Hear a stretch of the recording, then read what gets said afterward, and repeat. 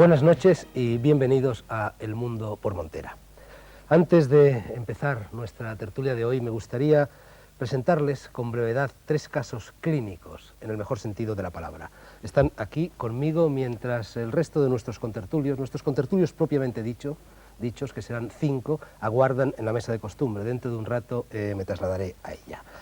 En primer lugar, a mi izquierda, en 1982, una persona que era su novio, cuando ella se levantaba de la cama en su propia casa, la agredió primero con el palo de la escoba o algo parecido y luego le asestó 9 cuchilladas. Una de ellas, mortal de necesidad, en la yugular. Cándida tuvo la suerte de caer de tal manera que la propia postura de la cabeza impidió que la sangre de la yugular siguiera manando y al mismo tiempo un rayo de sol que entraba por la ventana, eran aproximadamente las 9 de la mañana, coaguló la sangre. Un vecino tenía 2 mastines, estos 2 mastines olieron la sangre y empezaron a rascar en la puerta o intentar saltar por la terraza, no lo sé muy bien, y Cándida Galán, después de estar 2 horas prácticamente muerta en el suelo de su domicilio y 5 días también prácticamente muerta en la unidad de vigilancia intensiva, fue devuelta a la vida por los médicos. Cándida, yo he visto una entrevista que te hizo Mercedes Milá en el programa Buenas Noches y he visto también un programa de Vivir cada día realizado por Javier Macua que obtuvo el premio Ondas contando tu caso. Y sin embargo, ni con Mercedes Milá ni con Javier Macua relataste lo que te sucedió durante esas 2 horas que estuviste en el suelo de tu domicilio y durante los 5 días que permaneciste en la UBI, y sin embargo en una novela que acabas de terminar, escrita a medias con Pedro Caso, una novela testimonio, una novela reportaje, una novela verité, no sé cómo llamarla, hablas de toda una serie de experiencias trascendentales, de experiencias metafísicas, de contactos con el más allá que tuviste durante ese periodo de tiempo. Querría saber en primer lugar por qué a Mercedes Milá y por qué a Javier Macua no le hablaste de esto. En primer lugar, es un tema que efectivamente solo lo he tratado una vez, más que una novela, es una biografía que se hizo en unas condiciones muy especiales, o sea que bueno, las condiciones eran propicias y no se podía eludir contar esa parte, porque esa parte es la que, diríamos, hace que yo recupere una vida. Quiero decir, yo parto de la muerte y desde la muerte organizo una vida que me ha costado 7 años, pero en principio, bueno, el plazo era en 3 años, porque mi mayor problema era que no me había muerto y que estaba condenada a vivir en un lugar donde mi espíritu no tenía sitio. Entonces el problema que tenía es que yo tampoco me podía suicidar porque esto era implicar a una conciencia. Entonces yo tomé la decisión de pactar 3 años, en esos 3 años yo me iba a apañar, ayudada con mi fantasía y con la experiencia de donde venía, para tratar de recuperar las mínimas herramientas necesarias como para vivir dentro de lo que podemos entender por vida. Es un tema que no me gusta hablar y además me siento un poco como con la espada de ahí, porque el tema aislado es muy pobre, porque además partimos de herramientas que no son las necesarias. Quiero decir, para vivir es importante morir, y de hecho la gente que vive sabe la pérdida continua que hay de vida. Es la única manera de seguir viviendo. Para morir hay que morirse mucho más, y para ir a la otra vida hay que estar muerto. Entonces el lenguaje que vamos a utilizar es la palabra, y la palabra es sagrada y más para una actriz, pero no deja de ser una herramienta muy pobre porque estamos desde la vida.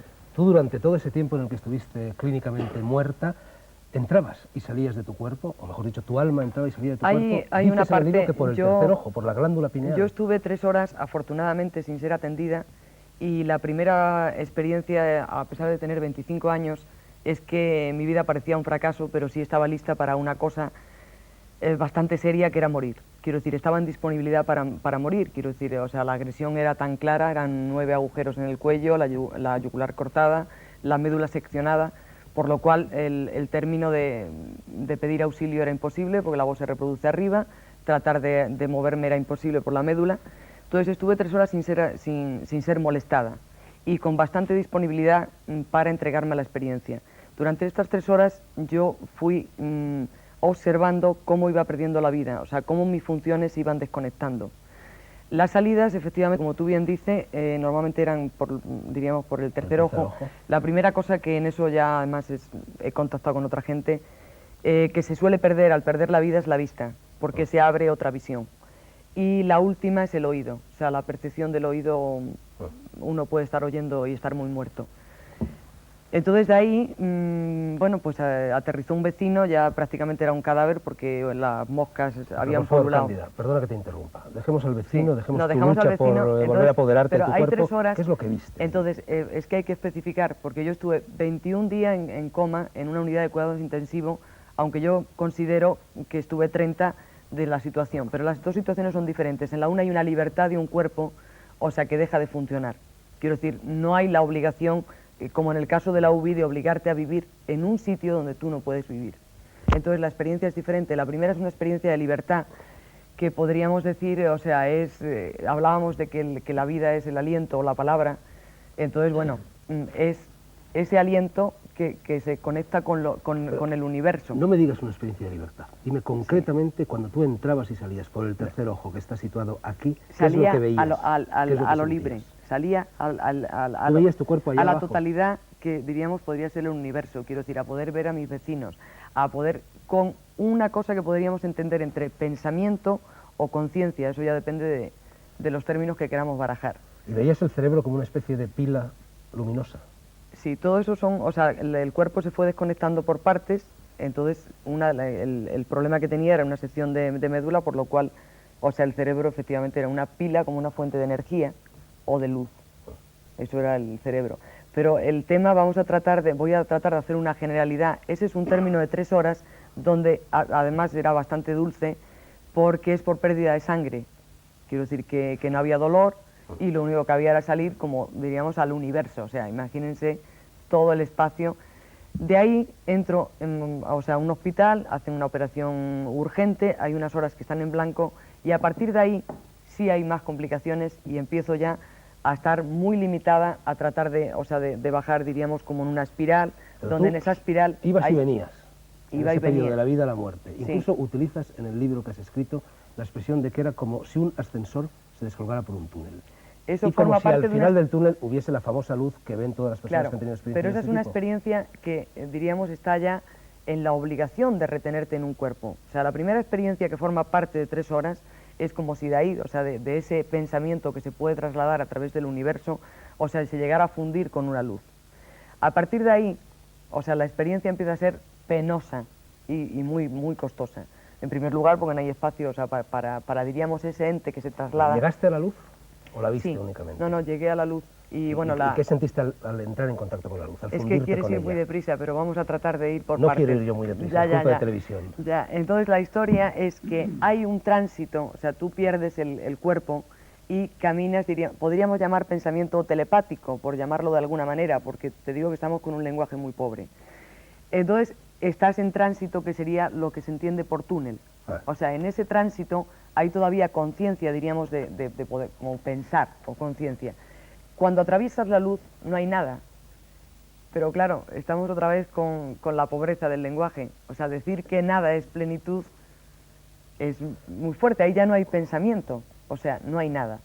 Entonces, lo comparativo con relación a lo que yo puedo relacionarme con los telespectadores y contigo, pues a ver, podríamos llamar en un estado de amor profundo, en un orgasmo muy especial donde deja uno de ser uno y se convierte en otra cosa, en un dolor que ya no es dolor, que ya no tiene un aliento. Tú dices, quiero decir, ¿con qué me relaciono yo? Tú dices que la conciencia se fundía en el horno del amor. Me parece que utilizas esa es frase. totalmente. Además, aquí empieza a ser una experiencia que solo se puede entender desde una base espiritual. Quiero decir, lo de la mente, o sea, hasta ahí podemos discutir entre la mente, que es el túnel, pero en el otro lado solo se puede entender desde una experiencia que podemos llamar espiritual. Cándida, ¿sí o no? ¿Tú, después de esa experiencia, eres diferente, te sientes diferente, vives de forma diferente? Sí, yo sé que estoy aquí y que, bueno, estaré hasta que termine lo que tenga que hacer, que será mi propia experiencia ¿Y crees que después hay algo? Después de la muerte. Es que además todo el que no crea debería creer. Sí, no, por supuesto. Pero sería muy bueno que todo el mundo creyera que hay... Seguiremos hablando. Vale. Nuestro segundo testigo es Ana Asensio Barquero, murciana. Yo conocí a Ana cuando estaba dando una conferencia en Murcia hace pocos meses y no sé qué es lo que dije en esa conferencia, pero sí sé que al término de la conferencia tú te acercaste y me contaste que habías tenido una experiencia de muerte en vida, que tenías un problema de aorta que los médicos ignoraban y que debido a una serie de circunstancias que no son del caso, bueno, se te paró el corazón, tuviste un coágulo y durante 20 minutos estuviste también clínicamente muerta. Sí. ¿Qué viste? ¿Qué sentiste? Te hago la misma pregunta que Cándida durante esos 20 minutos. Bueno, yo voy a intentar explicarlo porque yo antes no me había preocupado mucho del tema y tampoco tengo así muchas palabras, no he leído prácticamente nada. Lo voy a Mejor. explicar tal como lo viví. Así no estás maleada. Entonces, mira, pues yo tuve un paro cardíaco, se me paró el corazón y intentaron reanimarme los médicos y no lo consiguieron. Entonces ya transcurrido un tiempo, pues yo volví a la vida. Entonces en ese tiempo que yo estuve en el más allá, no llegué al final, eso también lo puedo decir. Yo al principio hubo unos momentos, no sé si segundos, décimas de segundos, minutos, no sé medir el tiempo que fue, en que yo luchaba interiormente por quedarme aquí en esta vida. Es decir, en la otra vida. No, no, en aquí. esta. Yo luchaba interiormente por estar aquí. Transcurrido esos segundos o momentos, no lo sé, pasé a un estado de relax total, algo maravilloso, ¿no? Que Te aquí, sentías bien, la muerte sí, era placentera. sí, vamos, yo esa sensación no la he sentido nunca en esta vida, ¿no? Y viste, porque Y hay una serie de entonces elementos comunes. me vi yo. Te viste, me desde vi. fuera. Sí.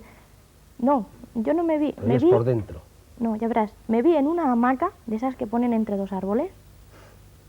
Es muy curioso porque yo nunca he estado en una hamaca de esas. Me vi flotando hacia una luz muy intensa que tampoco la he visto aquí. Es una fuerza muy, muy poderosa, yo lo explicaría. No es energía, es una cosa, no sé cómo explicártelo, pero una especie de energía. Esa luz tiraba Me de ti. atraía. ¿Y O llegaste sea, hasta la luz o no? Sí, cuando ya estaba llegando a esa luz, esa misma luz me impulsaba hacia atrás. Me dijo una voz muy dulce, tampoco he oído a nadie hablar así nunca, me dijo que tenía que volver. Vuelve a la vida, algo así. Y entonces volviste. Y entonces fui descendiendo, pero también lentamente, o sea, me vi toda de blanco, la hamaca blanca. Descendías con pena. Sí, Querías quedarte allí. sí, Viste rostros, seres, personas. no vi rostros, no vi seres, además que la luz esa, es posible que fuese que tuviera una imagen, pero era como una nube, no era una imagen así muy clara, de donde salió la voz. Ahora, Me dijo, tienes que volver. Y fui descendiendo lentamente y cuando volví a la vida, pues me encontré liada en una sábana blanca para llevarme al depósito de cadáveres. ¿ahora tienes miedo de morir? No, ¿Crees que hay un más allá? sí, la muerte es agradable, además muy agradable. Gracias, Ana. Vamos con el tercer testigo, Rafa Vilar. Rafa Vilar, que es un antiguo amigo mío, hace pocos meses estaba en su casa de Ibiza, una casita en el campo. Estaba, creo que, echado en la cama con tu mujer. No sé si estabas dormido o despierto y de repente te moriste. O algo muy parecido a la muerte. ¿Qué sucedió?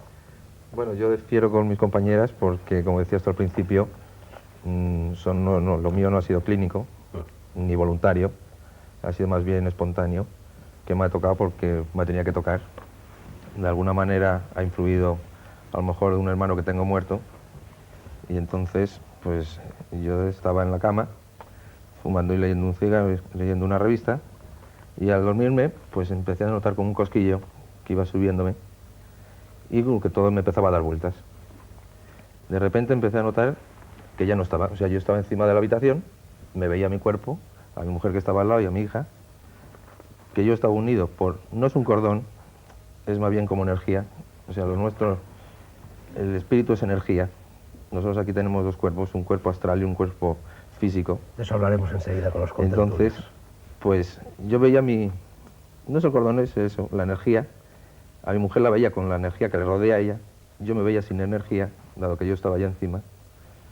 Y entonces, pues, yo recorrí, pues, mis vidas, no sé si eran las otras vidas o reencarnaciones que he tenido, anteriores o posteriores a esta vida. Tú sí viste gente. Yo vi a mi Y hermano, hablaste con estuve ella. hablando con mi hermano, con una prima mía que estaba muerta, unos amigos. Incluso con una persona que, por lo visto, había tenido Había tenido un un accidente accidente aquí en Madrid, en la calle de Costa Rica. O... de Concha Espina. De Concha Espina. En Concha Espina. Sí, un señor rubio, con el pelo rizado. Y entonces llegamos a una situación tan elevada que veíamos otra vez como una puerta, o sea, debería ser un nivel mucho, mucho superior. que esta persona pues me estaba contando que es que había tenido un accidente y entonces él penetró a ese siguiente nivel y a mí me pararon, me dijeron, no es tu momento, tienes que regresar. Entonces al regresar, dado que pues mi mujer o algo así me tocó, y entonces te crea un shock, y entonces cuando regresé otra vez al cuerpo, y entonces pues yo digo, me estoy muriendo, digo, yo desperté a mi mujer, digo, vámonos de aquí. ¿Te fuiste al hospital? Me fui al hospital, digo, oye, me estoy muriendo, digo, aquí ocurre algo porque no puede ser, digo, yo me estaba viendo allá abajo, te estaba viendo a ti como estabas durmiendo, que lo que hacías, que te has movido, me has despertado, y yo me estoy muriendo, entonces que me creó un shock, y fui al hospital, en el hospital me dieron un Valium, y dice, no, te se ha fumado algo. Bueno, y viste al parecer una especie de grandes huevos. Sí, bueno, al otro lado es como si fuera...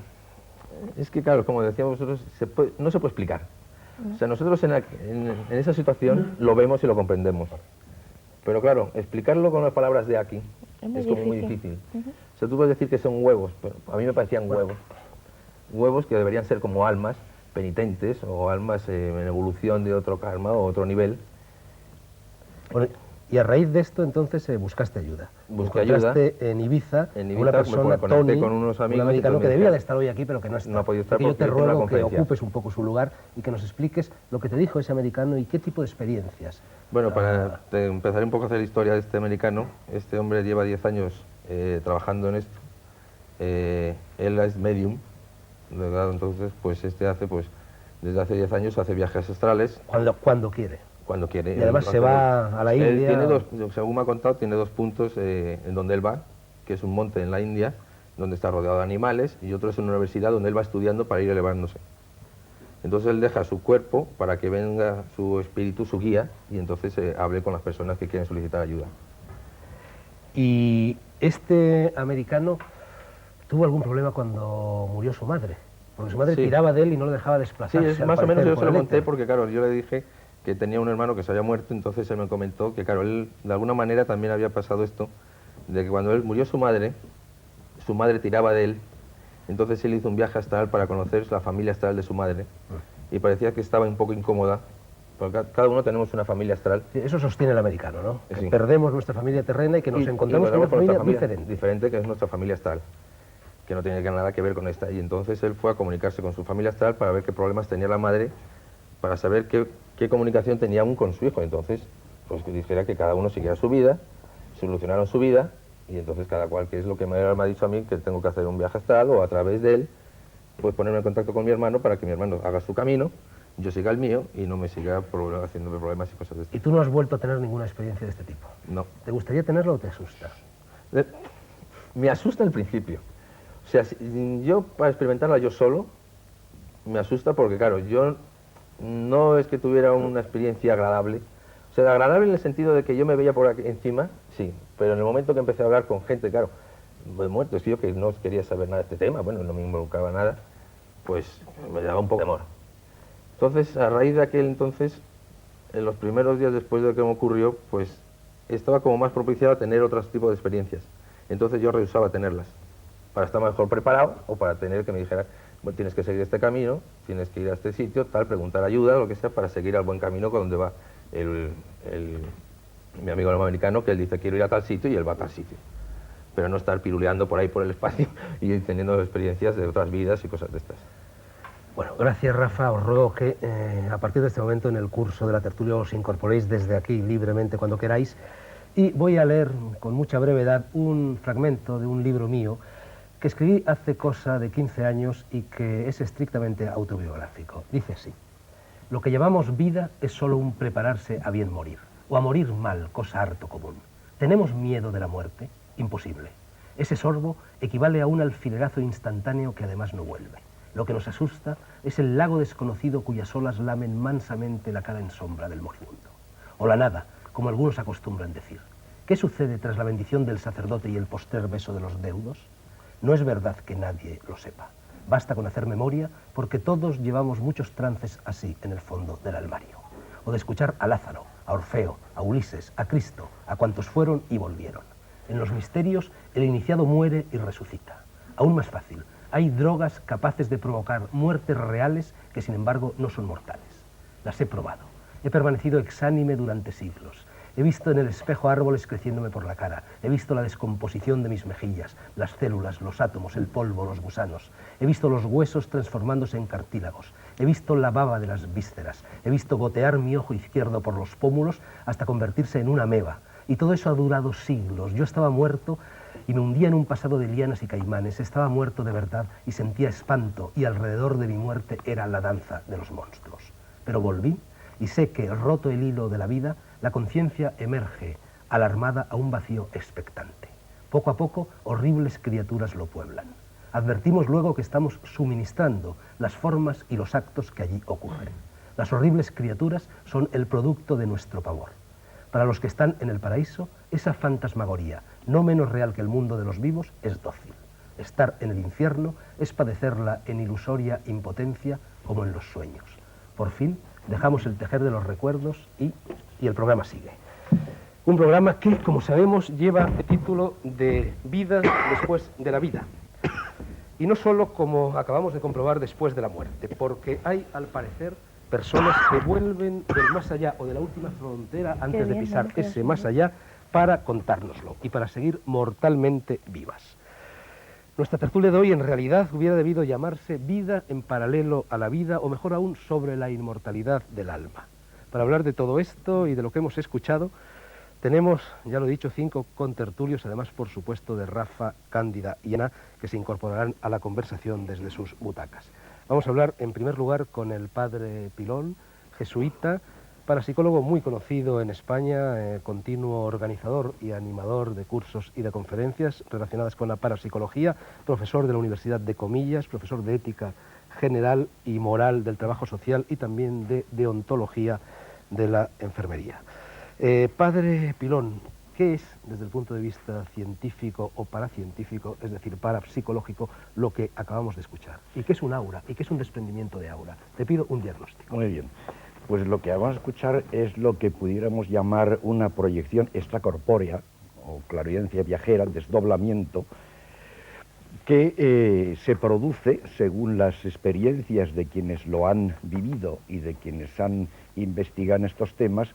Hay una especie de desprendimiento de algo, de alguno de los elementos constitutivos de la compleja estructura psicosomática o psicológica del ser humano. Hay algo que parece que se desprende y que tiene estas experiencias, la más curiosa, la extracorpórea, de poderse contemplar generalmente en una posición de escorzo, desde una altura, y el trasladarse a otras dimensiones. La experiencia de Rafael es de alguna manera espontánea, pero que puede ser incluso provocada, podría ser desdoblamiento. Viaje astral propiamente tiene una diferencia, y es que cuando el viaje astral es a unas regiones o unas zonas, unos niveles, pudiéramos llamar cósmicos, hoy por hoy desconocidos. La gran dificultad que ha quedado muy clara, y los tres que han expuesto sus respectivos casos lo han expuesto, es la inefabilidad. Tropezamos con que no hay palabras, porque no hay términos de comparación, no tenemos expresión, es una cuestión de tipo semántico, para expresar, y nos tenemos que refugiar en la limitación idiomática de las palabras que cada uno tenemos. Ahora esto, pues en un nivel distinto, sería una confirmación o un elemento que diríamos de apoyatura experiencial de lo que en otro nivel, el nivel de creencia, hemos hablado de inmortalidad del alma, de vida, post-mortem, etc. Pero lo que pasa es que, claro, las interpretaciones pueden ser varias. Por lo que yo he escuchado de las tres experiencias, creo que corresponden a esto que decimos, que es una proyección extracorpórea, que puede ser producida de muchas formas, pero concretamente en los casos de coma o de vida, no es vida después de la vida, es vida en la vida, porque no ha habido el traspaso de esa frontera. Creo que es el gran fallo de la obra de Moody, no es vida después de la vida, sino vida en la vida, en ese momento fronterizo, con eso que llamamos, pero que no sabemos lo que es, muerte. De hecho, desconocemos en qué consiste la muerte, la muerte auténtica, porque no tenemos elementos de juicio sobre ello. Y estas personas que luego, por diferentes formas de reanimación, han vuelto. Que sea el aura. Bueno, el aura, ahora quizá hablaremos de los diferentes elementos, de los diferentes planos que podemos considerar de la estructura esa del ser humano. El aura puede ser una bioenergía, un elemento bioenergético que el hombre emite. Están las experiencias kirlianas, hay otra serie de experiencias, pero de hecho propiamente no sabemos bien exactamente, por supuesto, la naturaleza de esa bioenergía la desconocemos. Que puede haber un desprendimiento, puede haberlo, como parece por las experiencias que han contado, y otras muchas que existen. Segundo contertulio y conocido ya por las personas que siguen este programa, Francisco López Swami, presidente de la Fundación Yoga para la Paz, profesor de yoga, vegetariano impenitente, autor del libro Bajo la superficie y sentado en estos momentos casi como Gautama el Buda. Swami, ¿qué piensas tú de todo esto? Yo no sé si el hecho de que seas profesor de yoga obliga a suponer que crees en las reencarnaciones, como creen la práctica totalidad de las personas de Oriente, de las personas del budismo, de las personas del hinduismo. Y en el caso de que creas en las reencarnaciones, ¿cómo podría conciliarse la teoría de las reencarnaciones con la teoría de la evolución? Porque si hubo una época en el mundo en la cual no existían seres humanos, nadie podía reencarnarse en ser humano, sino en gran simio, todo lo más. También me gustaría saber, por cierto, Swami, ya que tú eres tan vegetariano, si crees que todo esto que acabamos de escuchar y la posibilidad de que cuando matamos y comemos un animal estemos devorando a un ser humano, quizá, que se ha reencarnado, es un valor añadido, una plusvalía para ser vegetariano, además de los innumerables argumentos dietéticos y espirituales que avalan esa postura. Has hecho no una, sino varias preguntas, todas capciosas. Y las preguntas capciosas siempre son algo ladinas. Así es que las responderé de manera discursiva. En primer lugar, no creo yo en la reencarnación como no creo en nada, porque soy hombre de pensamiento, no de fe.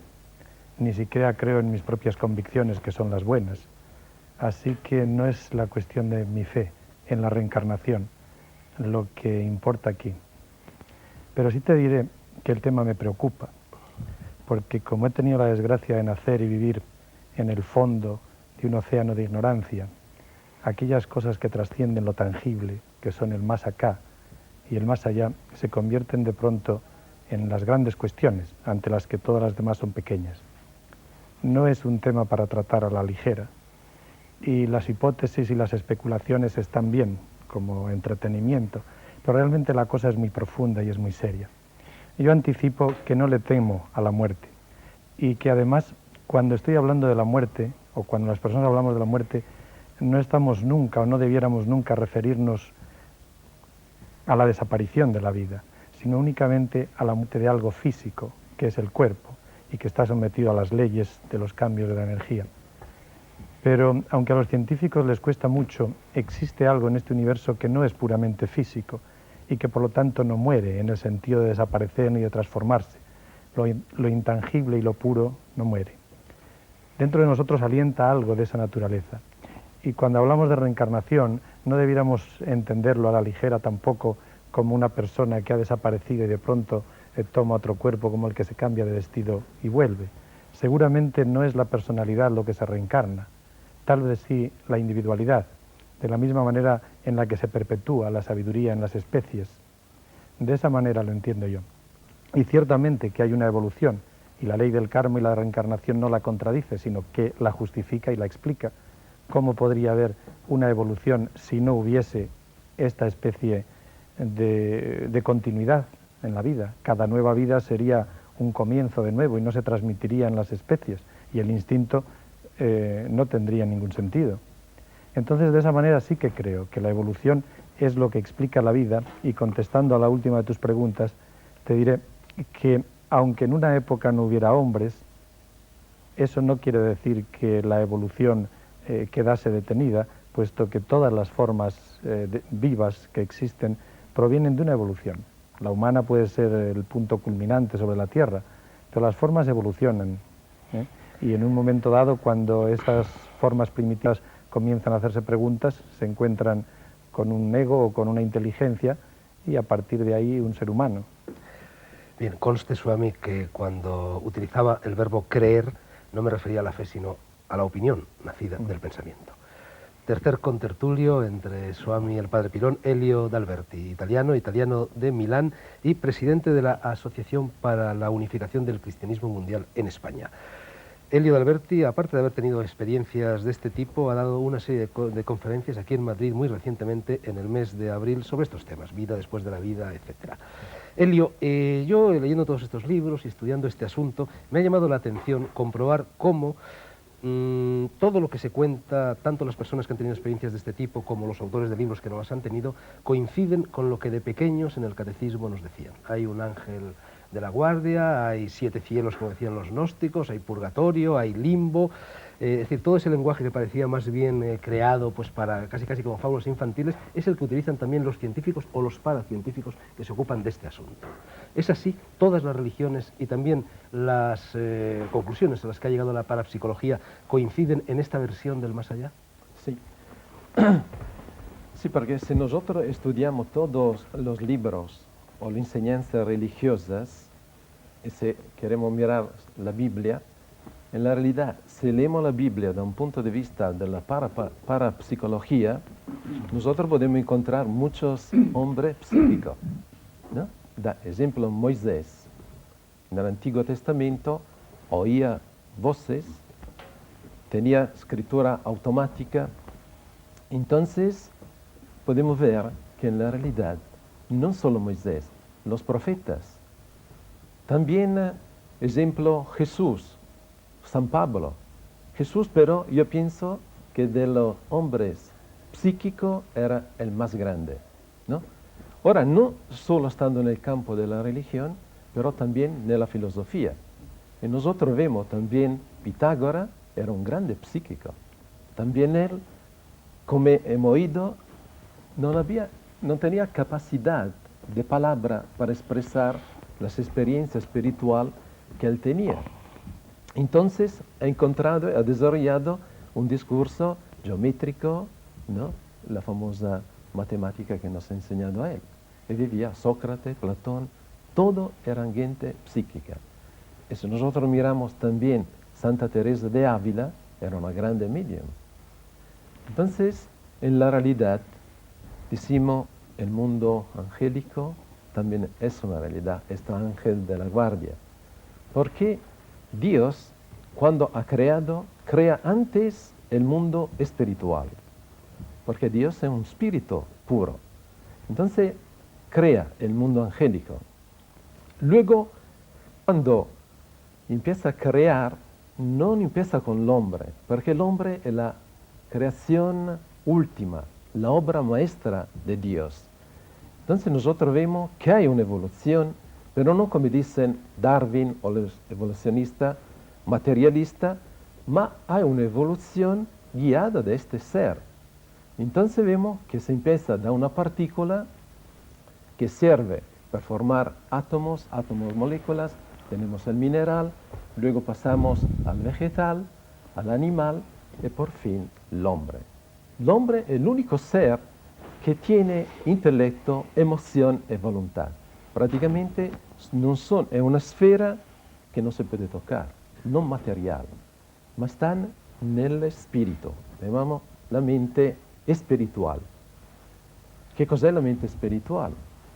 Es una energía donde prácticamente sirve para tener un ideal de vida, donde busca el amor, donde busca los ideales. Luego tenemos una mente física que sirve, es como el instinto animal, que sirve para la reproducción y también para poder tener la comida, porque necesitamos dos tipos de energía, ¿no? El tipo físico, que viene del sol, el aire, y luego necesitamos también elementos negativos que vienen de la tierra, que es el agua y la comida. Entonces estos elementos dan vitalidad a nuestro cuerpo físico que crece en una manera mecánica, natural. Te ruego que cortes la intervención porque Sí. es mucho tema para tan corto programa. Luego, quiero decir, el espíritu también necesita, decimos, para crecer un alimento que viene de Dios, que es el amor y la verdad. Entonces el dar y recibir entre esas dos energías, entonces si la acción, decimos, del cuerpo físico es positiva, el elemento que entra en nuestro cuerpo espiritual puede crecer. Entonces el resultado que el hombre en la realidad, según decimos, la idea de Dios, es que podía crecer en una vida, era alcanzar la madurez. Cuarto contertulio, Salvador Paniker, también conocido por las personas que siguen el programa, escritor científico. Fue ingeniero, aunque yo creo que le tiraba más lo de escribir que lo de la ingeniería.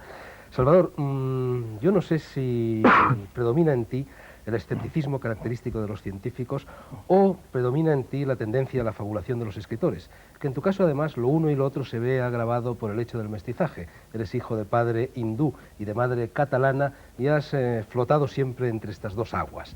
Y quizá como europeo y occidental tiendes a escuchar todas estas cosas que se están diciendo aquí pues como tonterías, y quizá como hindú y como escritor, en cambio, te las tomas en serio. Yo querría conocer tu opinión y también querría saber qué opinas acerca de esa fractura entre filosofía y ciencia que se produjo sobre todo en el siglo XIX y que creo yo que es la que ha provocado el hecho de que en Occidente este tipo de temas todavía se consideren con escepticismo, aunque están cambiando bastante las cosas. Stephen Hawking, sin ir más lejos, está volviendo a unir la filosofía con la ciencia.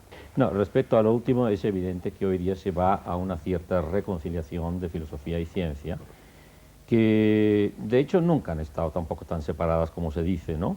Lo que sucede es que la ciencia era tan arrogante, al final del siglo pasado se decía que estaba todo, se sabía todo, solo había dos pequeñas excepciones, que era la radiación del cuerpo negro y la constancia de la velocidad de la luz. Pero dice, el día que se sepa esto ya lo tendremos todo dominado. Claro, de estas dos pequeñas excepciones ha nacido la teoría de la relatividad y la física cuántica, que han arruinado precisamente todo el antiguo edificio. O sea que ha habido un ataque de modestia y de relativismo en la propia ciencia, y ha habido muchos científicos que, paradójicamente, han descubierto una conciencia cósmica o incluso mística.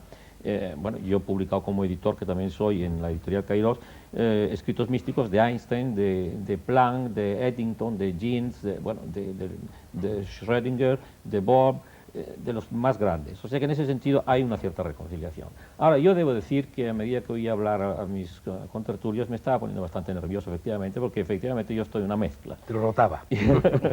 Y entonces yo, evidentemente, no me puedo tomar en serio, quiero decir, no me puedo tomar en serio muchas de las cosas que aquí se han dicho. Es decir, yo no negaré en absoluto que lo que han descrito las personas que has puesto tú testimonialmente son lo que se llama, han tenido estados alterados de conciencia, evidentemente, qué duda cabe.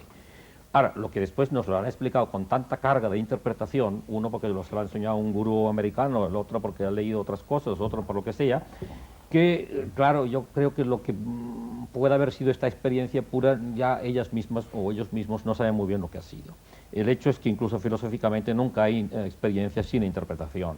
Hay siempre una interpretación porque no hay experiencia sin un cierto lenguaje. No, para eso estamos aquí, para interpretar. Claro, por eso estamos aquí. Claro, entonces yo sería efectivamente muy escéptico y tampoco me convence que ahora se monte toda una escolástica sobre estos estados y sobre todas las cosas que más o menos hay una tradición, efectivamente, la tradición hermética que tanto te atrae y todo esto, pero que no dejan de ser metáforas. Yo creo que precisamente lo que está equivocado cuando decimos la vida después de la vida es el adverbio después, porque si cuando termina precisamente la ciencia nos ha demostrado que todo lo que vemos, la percepción ordinaria, es efectivamente una construcción convencional, lo que llamamos estado normal de conciencia es un estado convencional y los otros existen con tanto criterio, con tanto derecho como estos, eso es absolutamente cierto, y que ahí fuera solo hay una especie de vibraciones y que nosotros el cerebro las reconstruye a lo mejor holográficamente y construye un universo convencional que creemos en nuestra ingenuidad que es el real. Eso es efectivamente que no es así.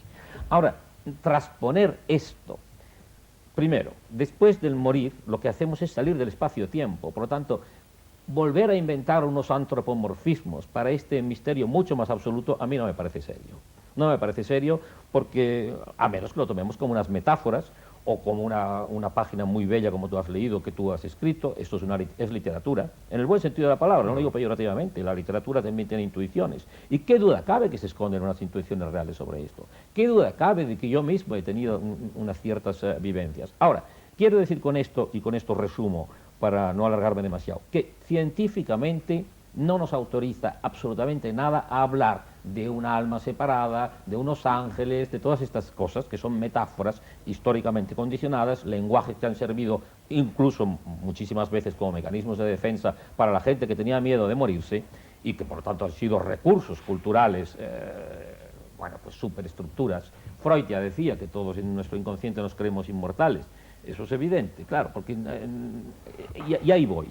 En cambio, la experiencia, por lo tanto, científica no nos autoriza a decir nada. La experiencia mística, que es lo que a mí más me interesa, y en ese sentido me reconozco hindú, y yo mismo he escrito y he publicado, porque siempre una de mis obsesiones ha sido que no hagamos misticismo de baratija, que no degrademos estas cosas. Por eso me ha gustado cuando el Swami ha dicho que esto de la reencarnación, cuidado, yo también digo lo mismo. Es decir, ¿qué es la esencia de la experiencia mística?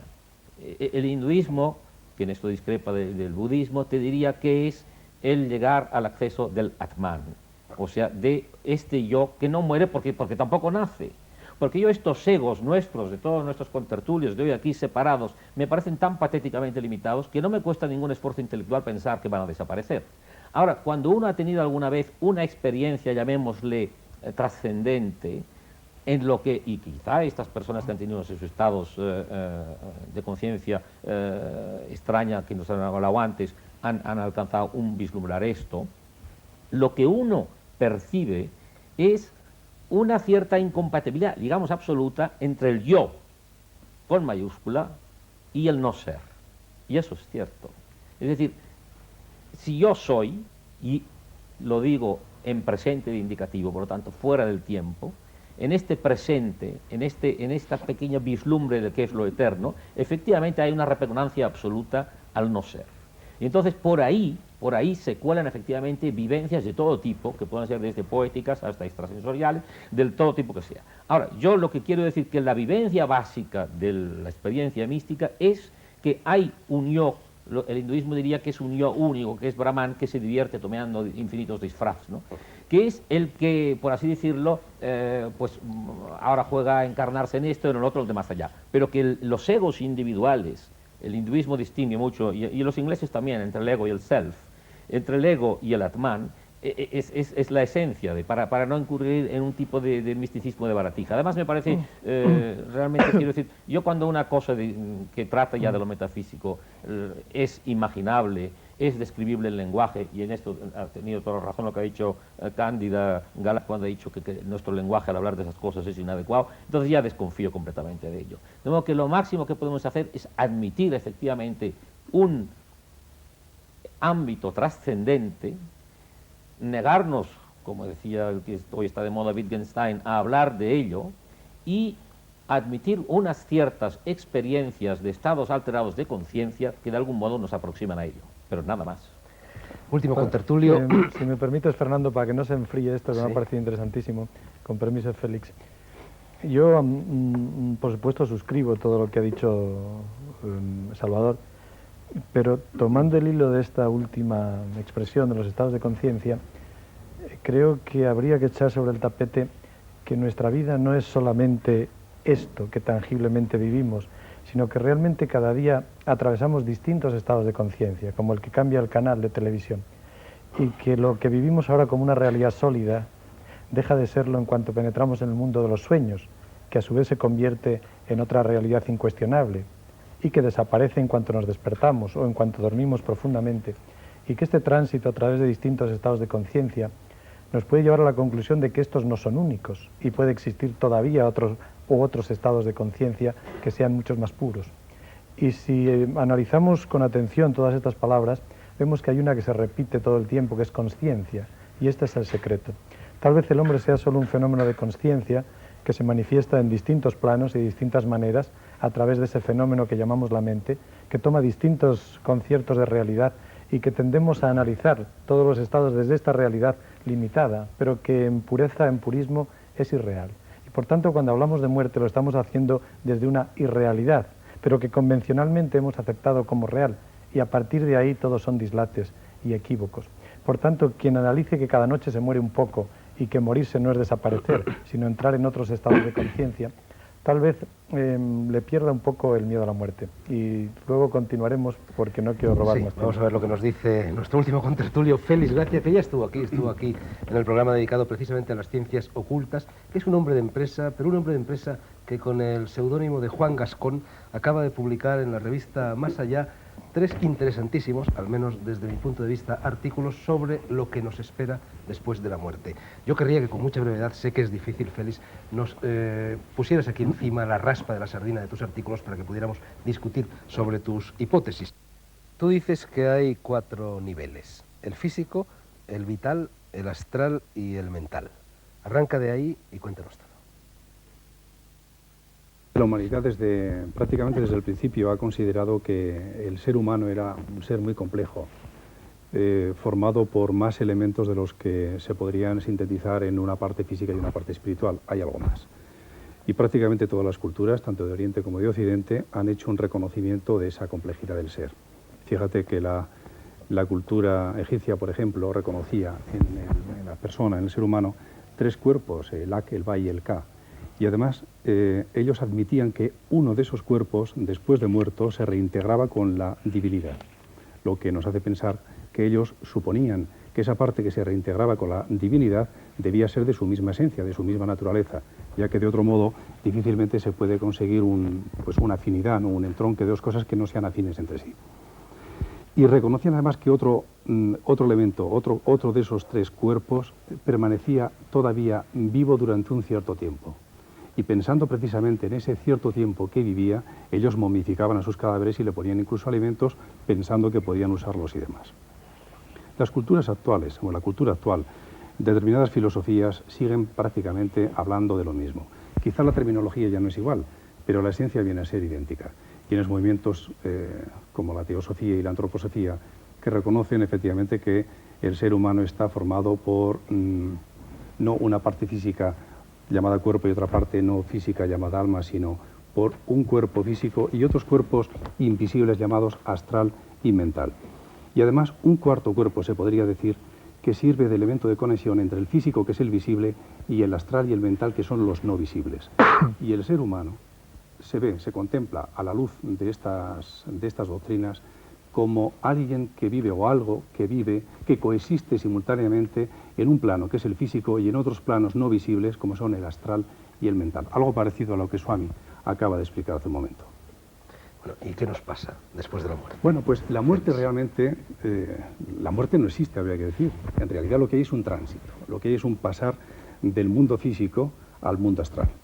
La muerte y el nacimiento vienen a ser prácticamente el mismo fenómeno, solo que enfocado desde un lado o desde el otro. Cuando nacemos pasamos del mundo astral al físico y cuando morimos pasamos del físico al astral. De manera que morir significa simplemente desprenderse de un vehículo, del cuerpo físico, pero la persona, el ser, continúa viviendo. Y de hecho en todas las experiencias que se recogen, no de posmuerte, de postmortem, como ocurre con los libros estos de Moody, sino porque son experiencias efectivamente llevadas a cabo, vividas en la vida, pues recogen más o menos esta visión. El cuerpo, o sea, el personaje se contempla fuera de su propio cuerpo. Félix, ¿es cierto que se ha comprobado científicamente que un ser vivo, en el momento de expirar, precisamente en ese momento pierde peso? Bueno, esto mira, a principios de siglo, y creo que más o menos fue por el año 1909, a principios de siglo, hubo un científico eminente, el profesor McDougall, que trabajaba en el Hospital General de Massachusetts, y él realizó experimentos, primero lo hizo con animalitos, en unas básculas especiales diseñadas al efecto, y él comprobó que indefectiblemente en todos los casos, cuando el animalito expiraba, indefectiblemente perdía de una manera instantánea peso, naturalmente, un peso muy pequeño, pero que se podía cuantificar. Él había hecho igualmente experimentos con seres humanos, incluso, primero hizo los experimentos con seres humanos porque él sospechaba la existencia de algo que en el momento de la muerte se podía separar. Quizá él pensaba en el alma, ¿no? Hasta el punto de que cuando los medios de comunicación se hicieron eco de esa noticia, publicaron que se había pesado el alma. Después, cuando repitió los experimentos con animalitos, entonces dijeron que el alma no, porque los animales no tienen alma. En definitiva, se comprobó que en el momento de la muerte, en el preciso instante de la expiración, se produce una súbita pérdida de peso, y que no tiene nada que ver con la pérdida de agua, por ejemplo, por una evaporación instantánea de la misma, porque se construyeron básculas herméticamente cerradas y demás, algo que hacía suponer que el experimento podía ser pues, lo más aséptico posible. ¿Y por qué no van a tener alma los animales? ¿Y por qué no van a tenerla? Bueno, pues posiblemente también la tengan los animales, no te digo que no. No digo no, sería un alma diferente, evidentemente, ¿no? Por supuesto, además la diferencia que hay entre un animal y nosotros es simplemente millones de años. El otro día, en otra tertulia paralela aquí, alguien afirmó algo muy curioso, pero de este tenor también. Afirmó categóricamente, dijo que las ratas sufrían depresiones. ¿Cómo lo sabe? Yo le conté la historia de la esta distinción entre el hombre y los animales me parece, aparte de petulante por parte nuestra, injusta y científicamente no justificada, ¿no? Se hacen muchas afirmaciones, aquí hemos hecho, pero normalmente se hacen. Las personas no podemos desprendernos de ciertos atavismos y tendemos a hacer afirmaciones muy fáciles sobre temas que no nos resultan alcanzables.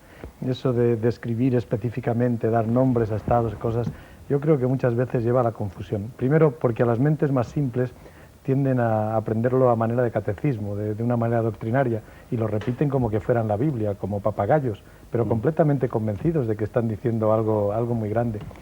Y yo creo que el esfuerzo que requiere este tema de esta noche, que es muy importante, ciertamente, yo, en contra de mi costumbre, casi no me estoy inclinando por el lado del humor, porque el tema no lo requiere. Creo que el esfuerzo que requiere es un esfuerzo de pensamiento. Las personas debiéramos reflexionar mucho más sobre nuestras propias experiencias y también sobre las maneras en que eso puede ser, antes que apuntarnos a teorías más o menos exóticas o más o menos elaboradas que vienen, porque cualquier píldora que se traga puede dañar el estómago. Sí, pero fíjate, yo creo que el origen de todo esto que estamos diciendo aquí es de los curas. Bueno, aparte de esto, sí, porque aparte, y de antes ya ha citado el amigo a Pitágoras, ¿no? Porque la doctrina de que existe un alma es un invento órfico pitagórico, ¿no? Quiero decir que efectivamente a mí no me convence lo más mínimo, pero es igual, admitámoslo históricamente. Es el miedo al morir, ¿no? Es decir... Punto, por favor. Yo creo que el miedo al morir, y en esto no estoy haciendo una broma, se lo debemos en cierto modo a la Iglesia, a las tradiciones cristianas. Bueno, no hay que confundir, la Iglesia ya ha sido demencial. No hay que confundir el afán de supervivencia, que era un intento de vivir a toda costa, con el miedo a morir, son dos cosas distintas. Yo creo que las personas nunca hemos tenido miedo a morir, sí, pero miedo al infierno sí. Es decir, a lo que puede venir después de morir. Bueno, pero permíteme terminar el esquema y así os lo paso como incitación intelectual a lo mejor. Dice, a mi modo de ver existen frente a la muerte tres, digamos, actitudes, ¿no? O tres respuestas. Yo me acuerdo que bastante antes de morir, por supuesto, hablaba con Tierno Galván sobre la muerte y él me decía, a mí esto de la muerte me parece música celestial. Claro, Tierno estaba en la tradición agnóstica positivista, que a mí me parece muy sana, porque es una de las buenas maneras de superar el problema de la muerte. Que ya lo decía, me parece que era Epicuro, y decía, el tema de la muerte no es problema, dice, porque mientras yo estoy, la muerte no está, y cuando la muerte está, yo ya no estoy. El sofisma bueno, bonito. y Wittgenstein ya decía que la muerte no es un evento de la vida, ¿no? Por lo tanto, una es esta manera, llamémosle, y Jean Val decía que la condición humana consiste en no pensar en la muerte, ¿no? En una forma de esta también es el apoyarse, que es algo que a ti te gusta mucho, que un poco la conciencia de los grandes arquetipos. Efectivamente, esto ha servido mucho a la humanidad y es muy sano y es muy sabio y está muy bien. Y no soy yo quien lo destruye. Además, como editor vivo en parte de publicar libros en esta dirección. Por lo tanto, esto está bien. Pero es una forma. Otra forma... ¿Te refieres a las religiones? Eso es, sí, que no dejan de ser como...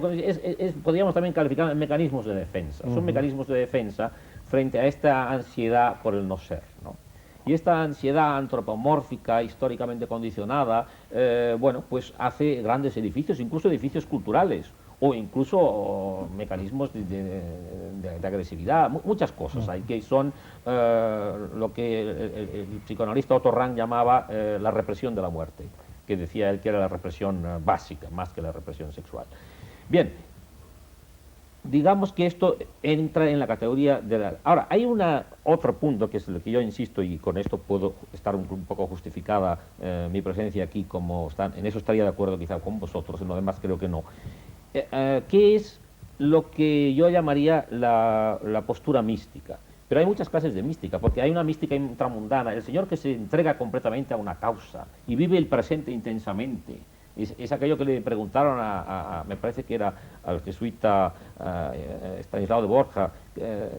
Francisco de Borja. No, San Francisco, no, de Cosca, perdón. Que dije, oh, padre, si usted ahora dentro de un segundo estaba el hombre corriendo por el campo, y le dijeran que iba a morir, ¿qué haría? Dije, seguiría corriendo, ¿no? San von Bermans. Exacto. Sí, bueno, pues uno de estos dijo esto y me parece correctísimo. Si estás volcado en el presente, la angustia del morir no existe. Y entonces, ¿qué es el estar volcado en el presente? Pues eso es una actitud totalmente mística, ¿no? O sea, que la mística es trascender este ego. O sea, la muerte es una catástrofe para el ego. Si nos identificamos con el ego, no tenemos más que obtener una postura histérica, como la que se suele tener en Occidente frente a la muerte, o bien buscar mitos de consolación, que son más o menos los que esta noche se han establecido aquí. Ahora, si uno vive intensamente el presente, y a esto yo le llamo una actitud mística, si uno se entrega totalmente a lo que hace, en este momento nos entregamos a esta conversación. En este momento, si estamos realmente entregados en esta conversación, nos da igual morir. Cuando tú amas a una persona y estás en aquel momento vivenciando el amor, te da igual morir. Cuando tú te estás entregando a una causa que te importa más que ti mismo, te da igual morir. Cuando tú estás defendiendo a un hijo tuyo que a lo mejor le puede tener una amenaza, es que te da igual morir. Incluso te gusta. Yo esto no diría tanto, pero bueno. Bueno, Salvador, es curioso que hayas salido a relucir el nombre de Tierno Galván, porque precisamente la revista en la que Juan Gascón, o Félix Gracia, publica sus artículos, ha lanzado al mercado también una cinta magnetofónica con la voz, con la presunta voz de Tierno Galván, hablando desde ultratumba. Yo no sé si a ti, como experto en psicofonías, te merece algún crédito. No, es que primero no es una psicofonía, es un estado de trance, supuesto que haya trance de el hermano Pedro, que a quien conozco muy bien, pero en fin, yo no quiero entrar en el tema. Sí, parece que tiene unas inflexiones de Tierno Galván, pero en fin... Bueno, pues entonces hablemos de las psicofonías de verdad. ¿Qué sucede y qué tiene que ver todo esto de lo que estamos hablando con el mundo de las psicofonías? Hombre, la psicofonía... ¿Voces del más allá? Bueno, así han nacido con ese nombre que le puso Jürgenson en la primera o en la segunda de las obras que él publicó, Voces del Más Allá. La primera la tituló Radiotelefonía con los difuntos, que yo creo que son dos libros que hay que justificar el sentido comercial o publicitario con que puso los títulos, pero que creo que les hicieron a las psicofonías un mal tercio, porque eso no está demostrado. Sí parece que hay una cierta, y dentro del mundo de los que investigan con cierta profundidad la psicofonía, hay una cierta tendencia, un predominio a la interpretación trascendental. Yo no es un tema que domino completamente, es un hecho curioso. Sí tengo que decir que las psicofonías que yo conozco y de las que conozco el origen o cómo se han realizado, realmente yo creo que sí, podríamos decir que el 100% tiene relación con alguien que ha traspasado ya esa frontera. Pero quizá todas las personas que nos están escuchando no saben lo que significa. Bueno, la psicofonía es estas voces que no son perceptibles normalmente por el oído y que sin embargo se obtienen mediante una grabación en una cinta magnética, en una cinta virgen, y luego son audibles cuando se reproduce el sonido. Ahora hay un hecho muy curioso, que son unas experiencias en Luxemburgo, y luego hay un sacerdote francés, François Brune, que ha logrado en un circuito cerrado en vídeo, ha conseguido simultáneamente con la psicofonía, consigue imagen, fotografía. Las psicoestampitas, fotografía las teleplastias, estás hablando de las teleplastias realmente, ¿no? Bueno, no son teleplastias, ¿no? Son imágenes en una cámara de televisión. Pues en televisión. Pero en fin, pero teleplastia normalmente es otra cosa, suele ser en materia sólida, ¿no? Son imagen y concretamente hay una que realmente tiene una semejanza casi total con Constantino Raudive, que es uno de los grandes investigadores hasta que murió de la psicofonía. Es curioso que sale simultáneamente con el fonema, con la grabación, sale la imagen de la persona que lo produce y siempre son personas que han fallecido. Claro, esto, como decía Salvador, realmente son cosas, las interpretaciones son muchísimas y tropezamos con toda esa dificultad de saber realmente de todo lo que trasciende, por su propio nombre nos está indicando que es algo que de lo que nosotros a nivel experiencial, a nivel científico, no tenemos nada que decir, porque trasciende esa misma realidad. ¿Tú tienes Ahora, algo? No, perdona, sí. sí parece que hay una apoyatura, como decía yo antes, una, bueno, confirmación dentro de una interpretación concreta, que puede haber otras, porque de la misma psicofonía puede haber interpretaciones meramente naturales. Parece que cada día se van abandonando más, pero puede haberlas. ¿Tú admites la psicofonía, Salvador, o te parece una invención? No, yo realmente de no... de los fabricantes de magnetófonos. No, tanto como esto, no, porque no estoy de acuerdo, pero me inclinaría absolutamente a encontrar una explicación natural, claro está. Félix, en lo que tú haces mucho hincapié en tus artículos. Tú vamos a prescindir ahora de si es verdad o no es verdad todo lo que tú cuentas en ellos, pero en cualquier caso, bueno, lo que es evidente es que todas las personas que han estado en coma profundo, todas las personas que han tenido encefalograma plano, todas las personas que han estado en muerte clínica y que han vuelto para contarlo, coinciden en una serie de puntos. Y esto no nos viene solo desde el territorio de la mística, sino también desde el territorio de la ciencia. La luz negra, es decir, el túnel, la luz al final, la sensación de plenitud, de felicidad, etc. Bueno, tú sostienes, y en general casi todos los autores, que hay un periodo de tiempo, desde que el cuerpo físico muere hasta que ese presunto cuerpo astral o lo que sea se desprende del cuerpo cortando el cordón plateado, en fin, no cortándolo, siempre volvemos a lo de la inefabilidad, bueno, que transcurre generalmente 3 días, que depende de las personas. Esto lo dice también el Bardo Todol, lo dice el Dalai Lama, en fin, se dice en todos los rincones de la Tierra. Entonces, ¿qué sucede con esas disposiciones legales que obligan a enterrar a una persona antes de que hayan transcurrido, yo no conozco las disposiciones, en fin, 24 o 48 horas? ¿Qué sucede con el aborto? ¿Qué sucede con la eutanasia? ¿Qué sucede con los trasplantes? ¿Qué sucede con los suicidios? ¿Qué sucede con las muertes repentinas? ¿Qué sucede con las cremaciones? ¿Qué sucede con todo eso? Estamos desequilibrando la armonía entre el microcosmos y el macrocosmos con este tipo de manipulaciones, también las manipulaciones genéticas. Seguramente, seguramente. De todos modos, antes ha quedado sin decir una cosa, o me he quedado sin decir una cosa, que era la muerte realmente, o cómo se produce la muerte. La muerte, en definitiva, es la separación entre el cuerpo físico y esos otros cuerpos que no son visibles, que llamábamos el astral y el mental. Y esa separación puede tardar en producirse, la separación definitiva puede tardar en producirse unas horas, incluso unos días, porque entre los cuerpos no visibles y el físico hay un elemento de conexión, un elemento de comunicación que antes Rafael, cuando nos contaba su experiencia de desdoblamiento astral, pues él mismo dice que veía, no era un cordón, pero era algo que se parecía, era una especie de madera.